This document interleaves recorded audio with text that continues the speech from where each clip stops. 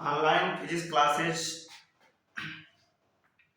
Bye Sahni sir के द्वारा आज आप लोगों का नेक्स्ट वीडियो जा रहा है। आप लोग इस वीडियो का अध्ययन कर उसका लाभ उठाएं और चैनल को सब्सक्राइब करें, लाइक करें, शेयर करें, ये मैं आपसे अपेक्षा करता हूं। आज जैसा कि हम लोग 2 वीडियो इसके पहले बना चुके हैं, एक मानव नेत्र का संरचना, दूसरा मानव नेत्र का व्याख्या, उसके सभी पार्ट का, सभी अंगों का हम लोग व्याख्या किए। आज हम लोग दृष्टि दोष पर चर्चा करेंगे। दृष्टि दोष, मानव में दृष्टि दोष पाए जाते हैं। वह दृष्टि दोष के कारण जो है मनुष्य अपने दृष्टि जो किसी वस्तु को देखना चाहता है उससे पीड़ित होता है। उसके कारण क्या होते हैं, उसका निवारण क्या है, इन सभी बिंदुओं पर हम लोग चर्चा करेंगे। इसके पहले हम लोग ये जानेंगे कि दृष्टि दोष कितने प्रकार के होते हैं, मानव नेत्र में कितने प्रकार के दृष्टि दोष पाए जाते हैं। इनका हम पहले सर्वप्रथम नंबरिंग करेंगे। पहला है आपका निकट दृष्टि दोष। निकट दृष्टि दोष। नंबर 2 है दूर दृष्टि दोष। दूर दृष्टि दोष। नंबर 3 है जरा दूर दृष्टिता। नंबर 4 है अबिंदुकता। नंबर 5वां पॉइंट है वर्णांधता। वर्णांधता। हम लोग इन पांचों दोषों के बारे में चर्चा करेंगे। यह 5 प्रकार के दोष जो मानव नेत्र में पाए जाते हैं, इसका कारण क्या है, इसका निवारण क्या है, कैसे हम इससे निजात पा सकते हैं, इसके बारे में हम लोग चर्चा करेंगे। सबसे पहले हम लोग चर्चा करेंगे निकट दृष्टि दोष का। निकट दृष्टि दोष होता क्या है, इसकी परिभाषा हम कैसे देंगे। खास करके हाई स्कूल के जो बोर्ड के परीक्षार्थी हैं, जो इंटर क्लास के बोर्ड के परीक्षार्थी हैं, विशेषकर उनके लिए ये बहुत उपयोगी है। अक्सर ये पूछ ही लेता है बोर्ड में, निकट दृष्टि दोष किसे कहते हैं, कारण निवारण बताइए, आवश्यक किरण आरेख भी दीजिए। इन बिंदुओं पर क्वेश्चन जो है बनाता है, आप लोग विशेष ध्यान देंगे। निकट दृष्टि दोष किसे कहते हैं। निकट दृष्टि दोष में निकट की वस्तुएं तो स्पष्ट दिखाई देती हैं, परंतु दूर की वस्तुएं स्पष्ट दिखाई नहीं देती हैं। निकट दृष्टि दोष में निकट की वस्तुएं तो स्पष्ट दिखाई देती हैं, परंतु दूर की वस्तुएं स्पष्ट दिखाई नहीं देती हैं। इसका जब हम किरण आरेख बनाते हैं तो किरण आरेख बनाने पर वह चीज एकदम स्पष्ट हो जाता है कि क्यों हमको निकट की वस्तुएं स्पष्ट दिखाई देती हैं और दूर की वस्तुएं स्पष्ट दिखाई नहीं देती हैं। कुछ बच्चे इसको भ्रम में यह पड़ जाते हैं कि निकट दृष्टि दोष है तो निकट वाला दोष है, दूर वाला दिखाई देता है, जबकि ऐसा नहीं होता है। निकट दृष्टि दोष में निकट का तो दिखाई देता है, पास का तो दिखाई देता है, लेकिन दूर का दिखाई नहीं देता है। इसका मैं कारण बता रहा हूं, आप यह देखेंगे। इसका किरण आरेख आप जानते हैं, मानव नेत्र में जैसा कि हमने पिछली वीडियो में बना चुका, क्या था, क्या पाया जाता है, उत्तल लेंस पाया जाता है। किसका बना होता है, प्रोटीन का बना होता है। इस बिंदु पर हम लोग पिछले वीडियो में चर्चा कर चुके हैं। जैसा कि ये उत्तल लेंस है आपका, ये आपका मुख्य अक्ष है, यहाँ पर कहीं रेटिना आपका पाया जाता है। रेटिना के बारे में भी हम चर्चा विस्तार से किए हैं पिछले वीडियो में। होता क्या है, मुख्य अक्ष के समांतर चलने वाली प्रकाश किरणें, मुख्य अक्ष के समांतर चलने वाली प्रकाश किरणें लेंस से अपवर्तन के पश्चात रेटिना के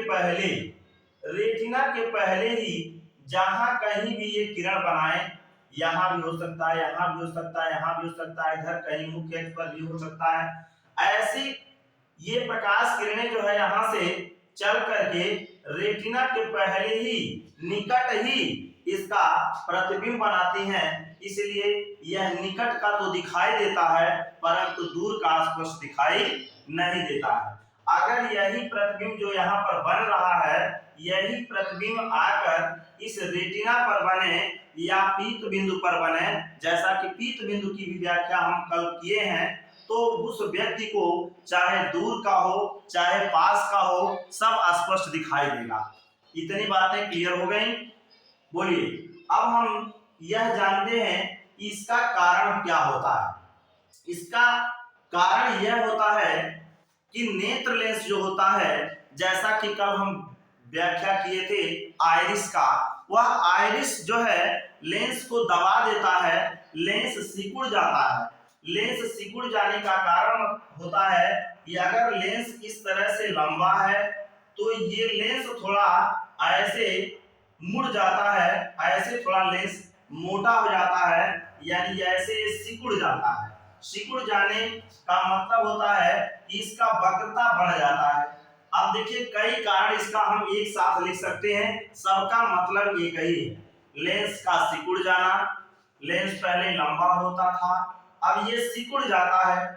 सिकुड़ जाता है तो इसका वक्रता मान लेते हैं जो जितना ही अधिक झुका होगा, ये इतना अधिक झुका है, ये कम झुका है, ये और कम झुका है, तो इसकी वक्रता अधिक मानी जाएगी, इसकी वक्रता कम मानी जाएगी, इसकी वक्रता और भी कम मानी जाएगी। तो यहाँ पर हम कहेंगे, कारण देंगे कि वक्रता का बढ़ जाना। यहाँ पर ये वक्र था पहले, अब ये वक्र हो गया तो वक्र उसका बढ़ गया, पहले ऐसा था अब ऐसा हुआ, तो इसका मतलब ये वक्रता इसकी बढ़ गई।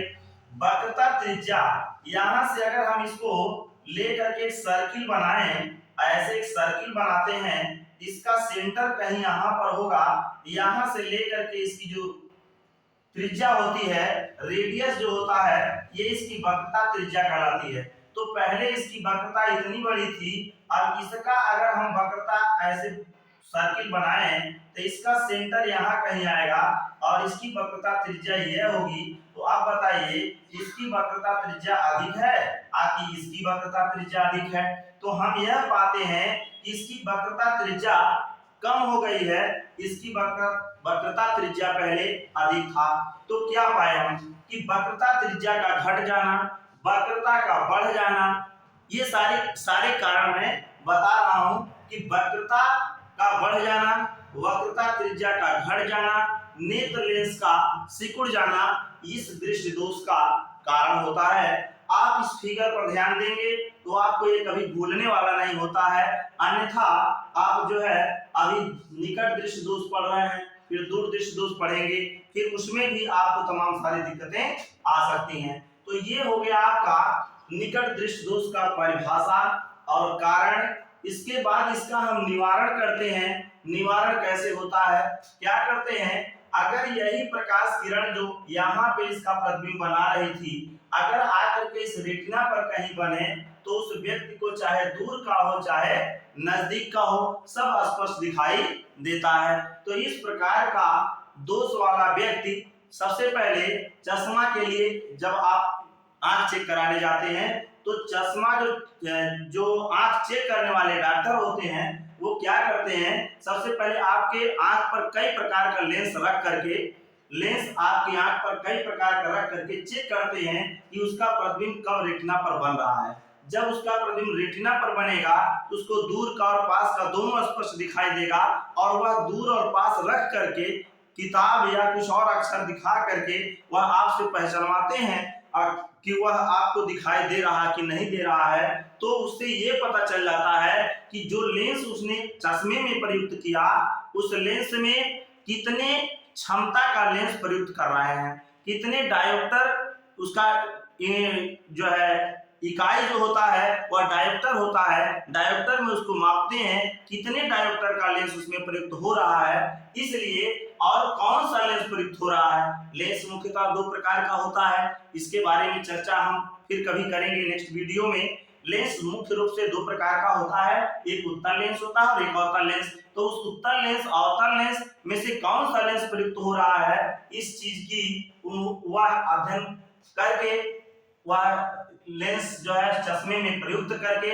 तब उसका निवारण करता है। जैसे निवारण कैसे होता है देख लीजिए, इसी फिगर में हम इसका संशोधन करते हैं।